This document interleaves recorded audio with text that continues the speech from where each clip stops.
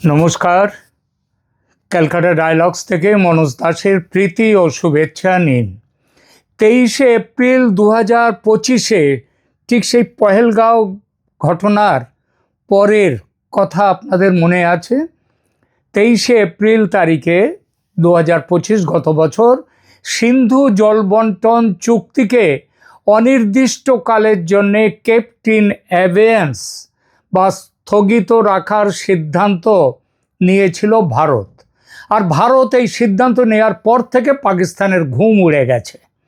প্রথম দিকে হুমকি দিচ্ছিল, আর সেসব হুমকির কি ভাষা!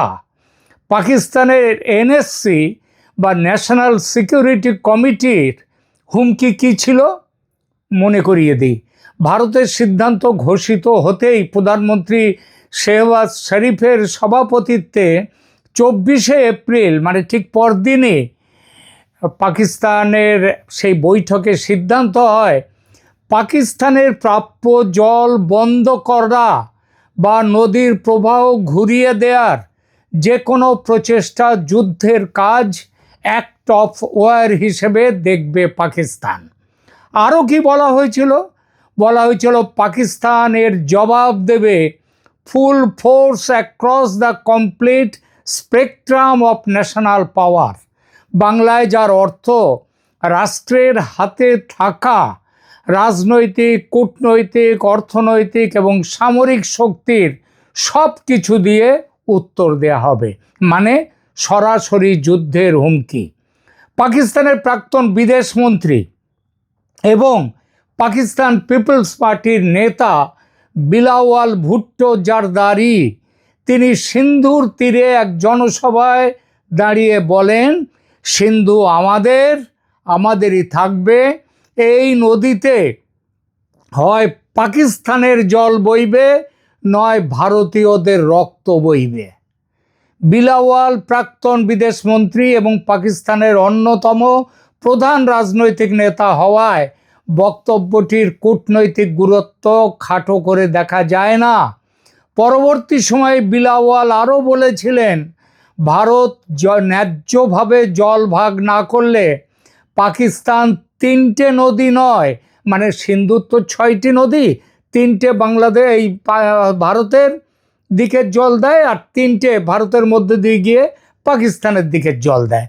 তো এই 6টি নদীর জলই আমরা পুরো ছিনিয়ে নেব বলেছিল বিলাওয়াল ভুট্টো।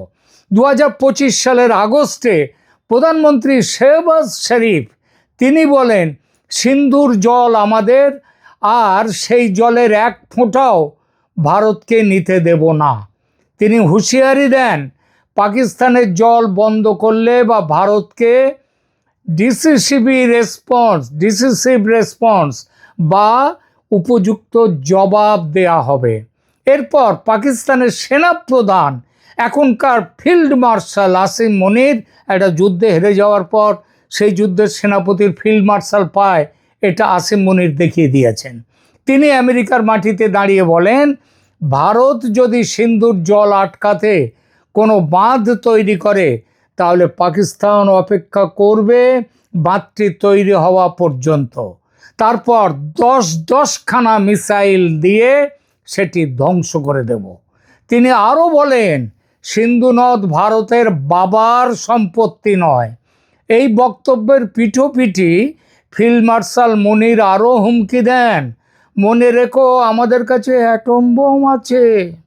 আমরা যদি মনে করি আমরা ডুবে যাচ্ছি, তবে অর্ধেক পৃথিবীকে সঙ্গে নিয়ে ডুববো। মনে আছে কথাগুলো? গুগল সার্চ করলেই পেয়ে যাবেন, যদি আমার কথা বিশ্বাস করতে কষ্ট হয়। মুনির ভুলে গিয়েছিলেন ওই বোমা ভারতের কাছেও আছে, এবং বিশ্বের অর্থ বা অস্ত্র ভাণ্ডারের খোঁজ রাখে যারা, তাদের হিসেবে পাকিস্তানের তুলনায় ভারতের কাছে ওই বোমা বেশ কিছু বেশি আছে। আর ভারত সেগুলো শোকেসে সাজিয়ে রাখার জন্যেও তৈরি করে রাখেনি। এবং এসব হুমকি ধমকির পাশাপাশি পাকিস্তান অন্য ব্যবস্থাও নিয়েছিল।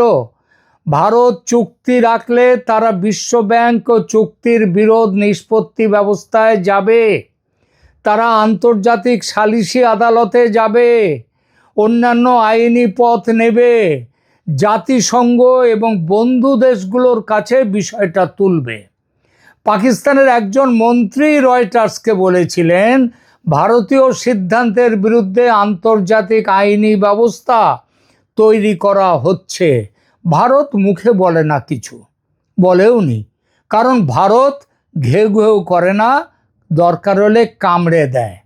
সেটা অপারেশন সিন্দুরে বুঝিয়ে দিয়েছে। আর পাকিস্তান হলো কি, সেই প্রবাদের মতো, a barking dog never bites, যা বাচ্চা ঘেউ ঘেউ করগে যা। সেই থেকে পাকিস্তান ঘেউ ঘেউ করছে, সারা দুনিয়াতে যেখানে সুযোগ পাচ্ছে সেখানে গিয়ে ঘেউ ঘেউ করছে। জাতিসংঘে গেছে, আমেরিকার কাছে গেছে, পশ্চিমী দুনিয়ায় গেছে, চীনের কাছে গেছে, সব জায়গায় গেছে। এবং অতি সম্প্রতি গেছে ক্যানাডায়। ক্যানাডার সাথে ভারতের সম্পর্ক এখন একটু ভালো হচ্ছে। জাস্টিন ট্রুডোর সময় যতটা খারাপ হয়েছিল সেটা আর নেই। সুতরাং এই অবস্থায় যদি ক্যানাডা একটু হাত দেয়, এখানে মাথা রাখে, তাহলে পাকিস্তানের সমস্যাটা মেটে, মানে যদি সিন্ধু নদীর জল পাওয়া যায় সেইটা। কিন্তু সেই জন্য সব জায়গায় গিয়ে পাকিস্তান কাতর আবেদন করছে আর ঘেউ ঘেউ করে যাচ্ছে। কিন্তু সময়ের সঙ্গে সঙ্গে কুকুর যেমন ক্লান্ত হয়ে যায়, তখন তার ঘেউ ঘেউ পাল্টে গিয়ে কি হয়, কুঁই কুঁই। তেমন অবস্থা এখন পাকিস্তানের। আমেরিকা, জাতিসংঘ, কোথাও কোনো সুরা হয়নি। ভারতের সিদ্ধান্ত এবং সেই সিদ্ধান্তের কারণ এতটাই ন্যায্য, সেটা মেনে নিয়েছে সারা পৃথিবী। তাই কেউ মধ্যস্থতা করতে আসছে না, মধ্যস্থতার কথাও কেউ বলছে না।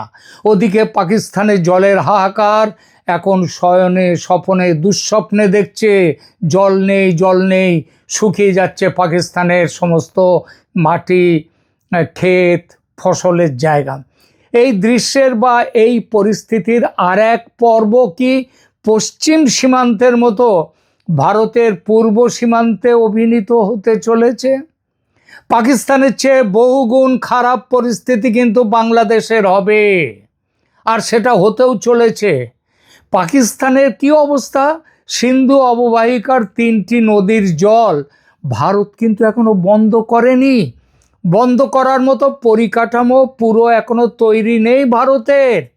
জল ধরে রাখার জন্য জলাধার তৈরি করতে হবে, কিন্তু ভারত এখন শুধু তথ্য লেনদেন আদান প্রদান করেছে সিন্ধু নদীতে পাকিস্তানের সঙ্গে, তাতেই গেল রব উঠেছে পাকিস্তানে।